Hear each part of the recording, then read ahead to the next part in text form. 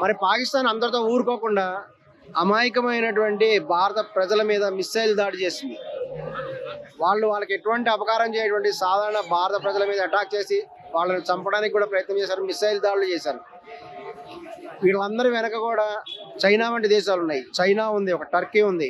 వాటి యొక్క సపోర్ట్ తోటే పాకిస్తాన్ కూడా ఈ విధంగా చేస్తున్నది. మరి మిసైల్ దాడి చేసినప్పుడు భారత ప్రభుత్వం ఉన్నటువంటి లేటెస్ట్ టెక్నాలజీ ఉంది. ఇప్పుడు రష్యా సహకారంతో ఇక 400 అనేటువంటి దాని యొక్క ద్వారా ఈ బయట నుంచి వచ్చినటువంటి మిసైల్స్ అన్నిటి కూడా భారత ప్రభుత్వం వాటిని ఖండించేసింది.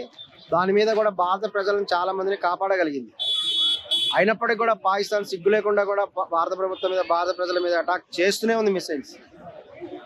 మొన్న పంజాబ్ మీద చేసింది. నిన్న రాత్రి కూడా రాత్రి అవగానే పంజాబ్ మీద, జమ్మూ కాశ్మీర్లో కొన్ని ప్రాంతాల మీద, విచక్షణరహితంగా రాజస్థాన్ మీద మిసైల్ దాడులు కూడా చేస్తూ తీవ్రమైన దుశ్చర్యలకు పాల్పడుతుంది. వెంటనే కూడా వాళ్ళు అనుకున్నారు భారత ప్రభుత్వం ఎటువంటి చర్యలు తీసుకోదు అనుకున్నారు. కానీ మోడీ గవర్నమెంట్ ఈసారి అత్యంత దృఢంగా పాకిస్తాన్ నడ్డు విరిచేశారు.